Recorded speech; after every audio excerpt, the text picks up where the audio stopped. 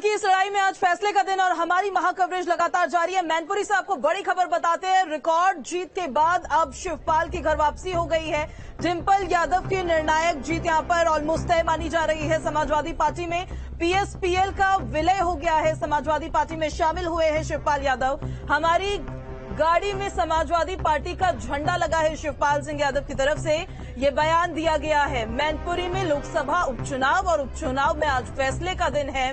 मुलायम का ये गढ़ है और आपको बता दें कि लगातार डिंपल यादव बढ़त के साथ आगे बढ़ रही है। एक बार आपको सुना देते हैं शिवपाल सिंह यादव की तरफ से क्या कहा गया है, सुनिए।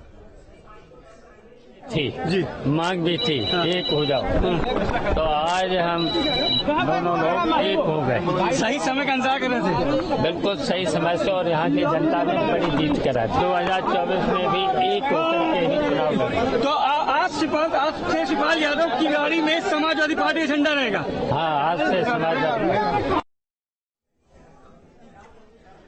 तो मैनपुरी में रिकॉर्ड जीत के बाद शिवपाल सिंह यादव की भी घर वापसी हो गई है। समाजवादी पार्टी में अब पीएसपीएल का विलय हो गया है। अब समाजवादी पार्टी का ही झंडा उनकी गाड़ी पर लगेगा। शिवपाल सिंह यादव की तरफ से ये कहा गया है।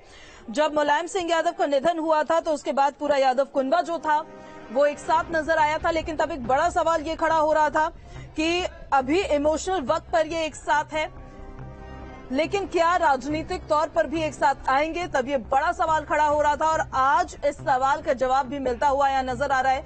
शिवपाल सिंह यादव की पार्टी पीएसपीएल का समाजवादी पार्टी के साथ अब विलय हो गया है और अब समाजवादी पार्टी का ही झंडा उनकी गाड़ी पर लगेगा, उनकी तरफ से ये कहा गया है। मैनपुरी लोकसभा उपचुनाव में आज फैसले का दिन है और काउंटिंग का दौर लगातार जारी है। एक बड़े डिफरेंस के साथ डिंपल यादव आगे चल रही है, बढ़त के साथ मुलायम के इस गढ़ में। 1996 के बाद लगभग 26 साल तक ये सीट समाजवादी पार्टी के ही खाते में रही है और अब डिंपल यादव भी बढ़त के साथ आगे बढ़ती हुई नजर आ रही है। तो 2024 का भी एक तरीके से सेमीफाइनल से माना जा रहा है। वहीं खतौली से बड़ी खबर है। आरएलडी प्रत्याशी मदन भैया जहां से आगे चल रहे हैं। मदन सिंह कसाना, राजकुमारी सैनी जो भारतीय जनता पार्टी की तरफ से प्रत्याशी है, उनसे आगे चल रहे हैं मदन सिंह कसाना, जिनको अपने एरिया का रॉबिन हुड कहा जाता है। पहले जनता पार्टी में थे, जनता पार्टी से समाजवादी पार्टी और समाजवादी पार्टी से अब आरएलडी की तरफ से वो चुनाव लड़ रहे हैं।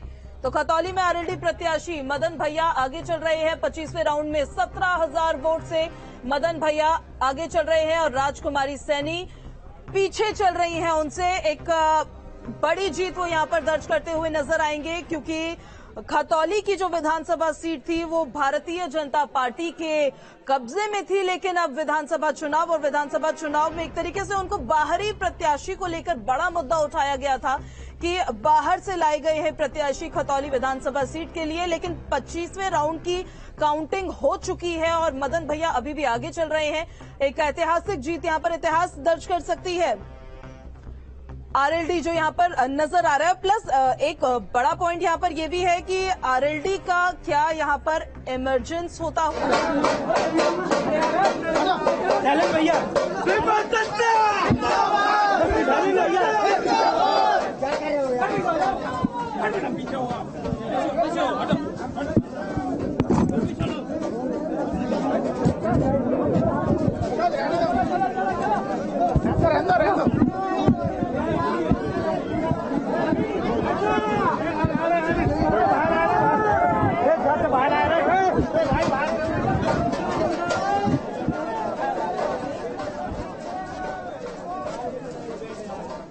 तो समाजवादी पार्टी में पीएसपीएल का विलय हो चुका है। बड़ी खबर हम आपको बता रहे हैं। शिवपाल सिंह यादव की पार्टी अब समाजवादी पार्टी के साथ उसका विलय हो चुका है। शिवपाल सिंह यादव ने कहा है कि हमारी गाड़ी पर अब समाजवादी पार्टी का ही झंडा लगेगा।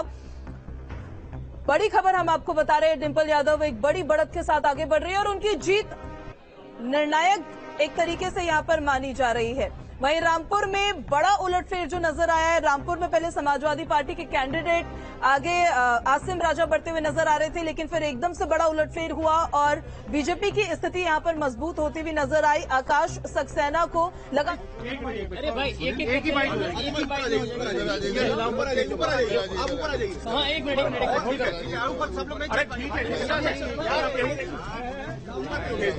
ही करके प्लानिंग करके रामपुर के शहरियों को वोट डालने ही नहीं दिया है और बूथों को लूट लिया है एकदम।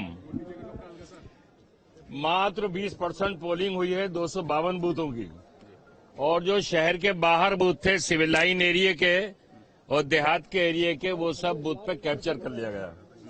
वहां 50% पोलिंग, 60%, 70%, 75% और 80% तक पोलिंग हुई है। सारे बूथ जिला पंचायत के हों, कृषि विभाग के अधिकारी के, यहाँ के मुर्तुजा स्कूल के, ज्वाला नगर के और सारे देहातों के बूथों को कैप्चर कर लिया गया पुलिस द्वारा। और शहर के 2.25 लाख मतदाताओं को वोट डालने नहीं दिया गया। 2.25 लाख वोटों में से मात्र 45,000 वोट पोल हुआ है और उसमें भी बहुत से बूथों पर पुलिस ने खुद ही वोट डाल लिया है। अभी काउंटिंग की स्थिति क्या है? अभी काउंटिंग की स्थिति चल रही है, लेकिन शहर में जहां समाजवादी पार्टी का वोट था, जो गढ़ था, और जहां टोटल वोट का 70% वोट है, उन वोटों को लूट लिया गया, वहां वोट डालने ही नहीं दिया गया। जो अब आखिरी चरण में है गिनती, जो रुझान है वो ये है कि हो सकता है कि हम जीत नहीं पाए। अगर हम जीत नहीं पाएंगे तो जो रिजल्ट आएगा वो यहाँ की खाकी वर्दी को मुबारक हो। खाकी वर्दी में छुपे हुए शहरियों के बुनियादी हुकूक पर डाका डालने वालों को मुबारक हो। अगर रिजल्ट हमारे हक में नहीं आता है तो शहर के लोगों का वोट का राइट खाकी वर्दी ओढ़कर, हाथ में डंडा लेकर, गले में रिवाल्वर। हम बारंबार अपनी पार्टी की ओर से, अपनी ओर से कृतज्ञता ज्ञापित करते हैं अपनी मैनपुरी के महान जिन लोगों को, जिन्होंने इस चुनौतीपूर्ण, इस संघर्षपूर्ण माहौल में हमारी पार्टी को ताकत दी, हमारे उम्मीदवार को जहां ऐतिहासिक विजय का रास्ता प्रशस्त किया है, वहीं हमारे श्रद्धेय नेताजी को मैनपुरी के लोगों ने सच्ची श्रद्धांजलि देने का काम किया है। उपचुनाव में जैसे रुझान आ रहे हैं, रामपुर खतौली में भी जो है सो आपके पक्ष में रुझान चल रहे हैं।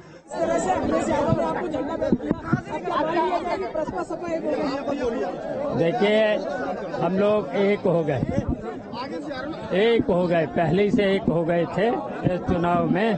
आज अखिलेश ने हमारी गाड़ी पर समाजवादी पार्टी और साइकिल का झंडा लग गया। एक रहेंगे, कब्जा करेंगे राजनीति का। जो जी न कर पाए वो मरने के बाद सबको एक कर दिया उन्होंने। बहुत भावुक क्षण है। हाँ, एक हो गए। अभी नेताजी के हम दोनों लोग, नेताजी यहाँ पर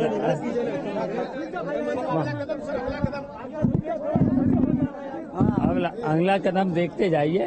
एक रहेंगे नेताजी को, एक रहेंगे। आप विपक्ष के नेता के तौर पे भी आपको